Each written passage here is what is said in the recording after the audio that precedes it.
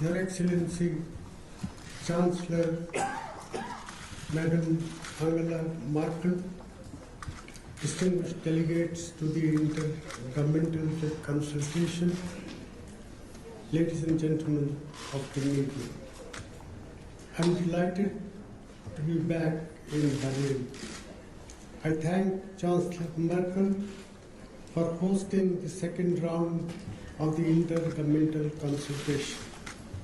She has been as gracious in her hospitality, thoughtful in her views, and deeply committed to the India-Germany strategic partnership as I have known her to be over the past 8 years.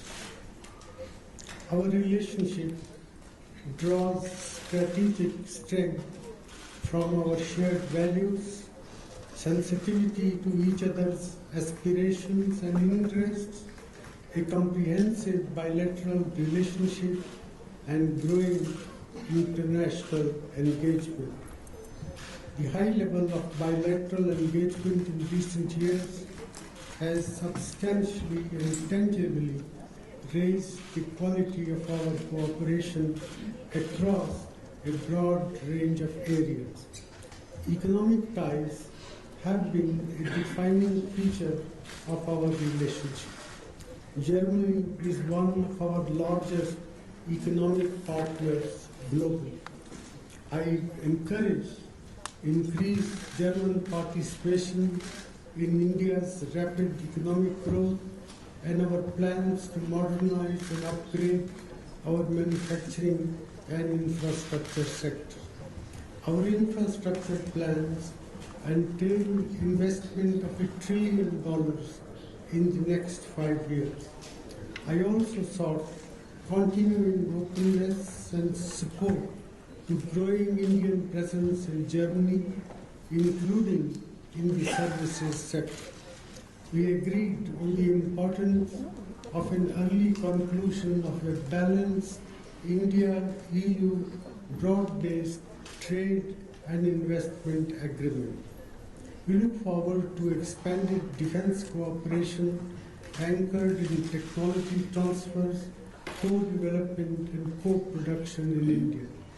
High technology commerce would benefit from further easing of German export controls for India.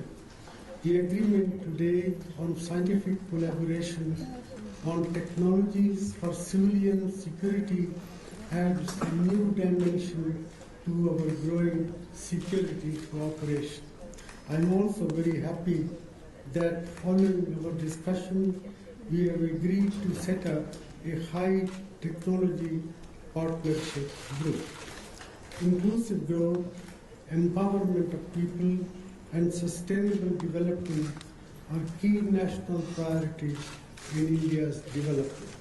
Many of the agreements signed during this visit not only support these objectives, but also reflect the extraordinary breadth and diversity of our relationship. For instance, the joint declaration of intent for the development of green energy corridors in India could be a milestone in our shared commitment to address 21st century's major challenges.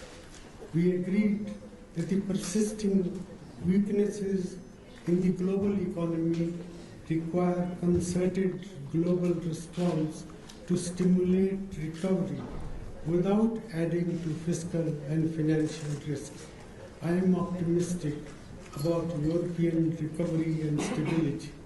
I expressed our appreciation for Chancellor Merkel's leadership in dealing with the challenges in the eurozone.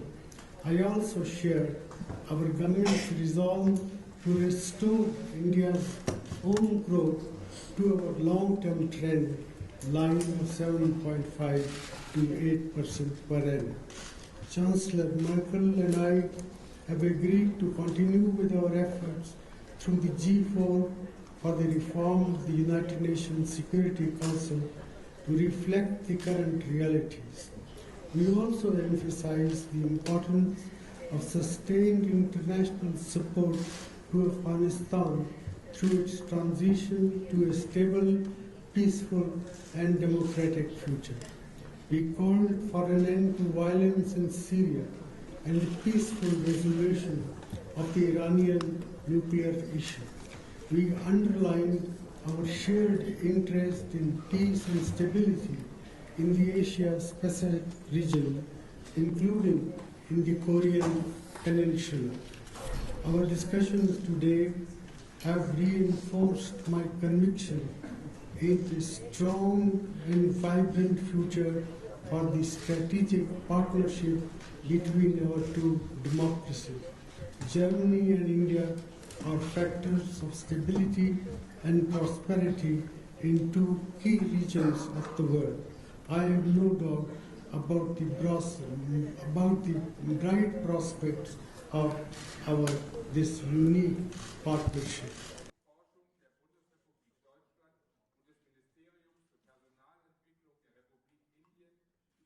You are very right that there have been issues which have held back progress in conclusion of a broad-based trade and investment agreement between India and the EU. But there has been progress as well. I think there were some problems in the level of tariff protection which we could give to India's automobile sector, and we had a very thorough discussion of this issue, and I hope that when the ministers meet later this week in Brussels, further progress can also be registered. With regard to the reform of the insurance sector, I have explained to the Chancellor and to our colleagues on the German side that we are committed to liberalization of the insurance sector's cap on FDI equity participation. Our cabinet has already approved a proposal to raise the level of foreign equity participation from 29% to 49%, but this requires parliamentary legislation.